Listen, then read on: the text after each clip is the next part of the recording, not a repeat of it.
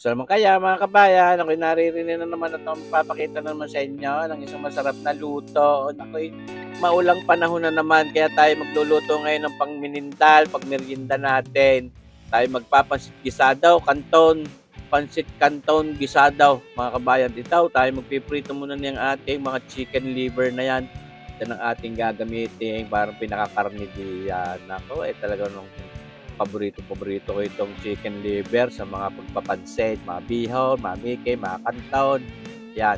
Kaya ngayong hapon ito yung ating lulutuin pang minindal namin. Itong ating kanton gisado, mga kabayan. Ako, masarap. Ay, siyempre, pansariling luto na papagarne, ay di laging masarap. Pinasasarap natin, mga kabayan. Ating set aside muna. Yun yung nahalbos ko na yon at parang pinabango ng karikit sa mantika. Ayan. Gaya tayo ng karikit pa mantika, diyan tayo magsasangkot siya na. Simple-simple din lang naman ito mga pagpapansit na papagarne, mga kabayan. Kaya-kaya nyo din. Saus, marasipaw, tawarin. Ay, magsasangkot siya muna niyang bawang na yan. Naman ho kahit na hindi ko ipaliwanag na papagarne, kitang-kita nyo naman kung anong ating mga pinaglalalagay. Ayan. Kaya kahit i-mute ninyo ito kung kayo na sa busis ko, naiingayon sa akin, pwede naman. Ayan. Pero mas maganda kung naririnig nyo din kung paano ko pinaliliwan. Ngayon, isinahog na rin natin itawang ating sibuyas na yan. At saka itong mga binili kong gulay ay yung mismong gayat-gayat na nabibili sa palengke. Ayan. Wala naman mag-check niyan. Hindi naman yan under ng standard. Tunaw din sa tiyan, mga kabayan. Simple. Tsaka minsan pagka sobra din naman dami ng sahog ng pansit, hindi rin naman nakakatuwa. Sapat lang rin ating mga gulay-gulay na ring nilagay. At tayo maglalagay ngayon ng ating paboritong pampalinamnam, isang kutsaritang oyster sauce muna diyan sa pansit na yan. Dahil mamaya pagka mismong pansit na yung ating luluto hindi dadagdagan natin maglalagay pa rin tayo ng oyster sauce marsipaw. Ayan, mga kabayan. Sauce talaga namang masarap ito. Ngayon ating tinataktakan ng paminta. Ayan, talaga namang marami-rami din para mas mabango at mas masarap. Itong ating gulay-gulay na ito na pang sahog hindi naman natin para palambutin din. Maya-maya pag malapit na nating hanguin yung mismong pansit, kaya isasahog din natin ng kalahati nito. Ngayon, sasama na rin natin diyan sa ating itong chicken liver. Parang pwede na, papansitin pa. Pwede na lantakan iyan, mga kabayan. Pwede na iulam sa kanin. Pagpapansit pansit kantaon, gisadaw ni Sarboyay. Yan mga kabayan. Sarap nung chicken liver na yon. Atay ng manaw. Mga kabayan, pagka chicken liver, atay ng manaw. Pagkatamaga, pre. Malinamnam na yan. At talaga namang yan hahanguin na natin. Napapanood. Tayo makapagpansit. Yuko ko na doon sa lalagyan niyaw. Ngayon, ito, tayo maglalagay na ating magiging sabaw ng ating pansit kantaon gisadaw. Yan mga 1 tasa at kalahati lang yung ating ginamit niya. Sagay hindi malubsak ang ating pansit canton. Ngayon, ito yung ating pampalasa diyan. Isang pirasong pork broth cube. O, di ba simple, hindi ka na papakulo ng mga buto-buto. Paano kung wala? Pero kung meron, mas mainam tayo. Ayan, ating pabubulakin muna ng maganda. Dilagyan din natin ng oyster sauce ulit. Tulad sinabi ko, mga 1 kutsara. Tapos dagdagan pa rin natin pamintang iyan. O, di ba simple. Tapos ito, karikit na asukal, mga kalahating kutsarita para lang may tamis na karikit. Ayaw din na napakatamis na pansit. Hindi naman yung fruit salad.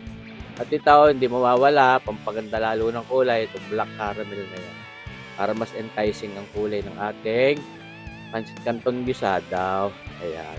Ngayon, nabulak. Ayan, ilalagay na natin. Dapat talaga mainit yung pinakakaldo natin ngayon bago natin ilagay ang ating pansit canton. Ayan, ating pinabibilis na din naman siyempre ang video.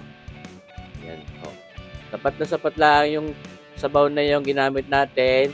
para mapalambot natin na maligat, hindi naman ho lubsak itong ating pansit canton. Dahil hindi ho maganda pagkain yung lubsak. Kailangan 'pag kinagat mo yun ay maligat. Bawat hibla niyang pansit canton na iyak. Oo, mga kabayan. Dapat lang ho talaga sa gayan, malakas ang apoy para hindi naaang-ang itong ating pansit canton. Dahil 'pag naang-ang ho yan, 'di magiging halapnak ho. Tapos ay tunay mga kabayan. 'Di baga ho kaganda-ganda ng kulay eh. Saka yan ho, tatantyahin natin ho yung paglalagay ng paalat diyan. Kaya mapapansin ninyo, halos hindi ko na ho tinuyuhan iyan. Hindi na rin ho tayo naglagay ng asin. Aba, eh dahil ho noong pork throat cube ay may alat din yun. Pero may linamnam at pampalasa natin. Lasang baboy, para lasang karne ng baboy, mga kabayan. Oh, malapit-lapit na ho yan sa katotohanan, itong ating pansit canton gisadong ito. At ayos na ayos, swak na swak sa pangminindal o pangmeryenda naming pamilya ngayong maulang panahon. Wow, yan. Kung napapansin ninyo, tayo-tayo nang na-absorb ng ating pansit canton yung ating sabaw na yon. Di ba ho? Basta hindi ho maganda yan pagka malabnak o lubsak. Ngayon, isasahog na rin natin yung lahat ng ating mga gulay-gulay na yun, tsaka yung ating chicken liver. Pati yung sabaw na yun. Ito na ako naglalaway. Sabi sa kawan. Kayo baga mga kabayan. Hoy, nasa mid ay mga kabayan. Ay paano nga ho? Kita nyo baga ho? Nag-aayaya, ang sarap. Kasimple-simple naman ang lutong aray. Kayang-kaya nyo din. Ay siya, ay pagka may mga stock kayong papagayap, pagka kayo mag-grocery, bumili na kayo ng mga gayang dried canton. Ayan, yun naman yung mga pansahog na yan. Kung may mga talipapa diya sa inyo, kadali naman bilhin nyo. Pagka kayo nakapaghalbos niyang atay o atay balunan ng manok, ay siya. Pwede rin gamamit diya ng hipon kung gusto ninyo. Pwede rin mismo may karning baboy kayo, may mga limpo. Napakadali lang at talaga laging matutuwa ang pamilya pagka mayroong mga bagong lutong papagayaan. Masarap. Hindi patakbo ang lasa at parang may pansarili. Kaya ilalagay na natin diyan sa yung mga guyam-guyam na yun, nasa sa ilalim po yun ng ating glass diyan. Shaving dish. Ayan. Shaving dish. Yan, kita nyo baga mga kabayan. Baga, ayos na. Ang merienda. Pag inasagpian mo ng pandiagwa, o kay mga buns, ay palaman mo iyan. O lalo kung may mabibilhan kayo mga dinuguan. O katulad doon sa nanis dinuguan, sasabaw mo diyan, ay panalo.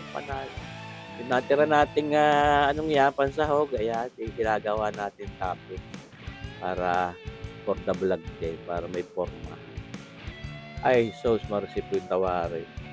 Napakasarap po niyang ating pansit canton, gisadaw ni Sir Boyet. Sana naibigay niyo itong ating video ito.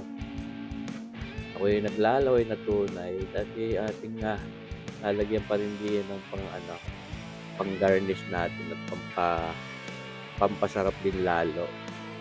Yan, ating bibigyan muna ng papagay ng kay matakam. Ay, takam na takam. Ibang po naman din. Kakay na hindi natakam diyan.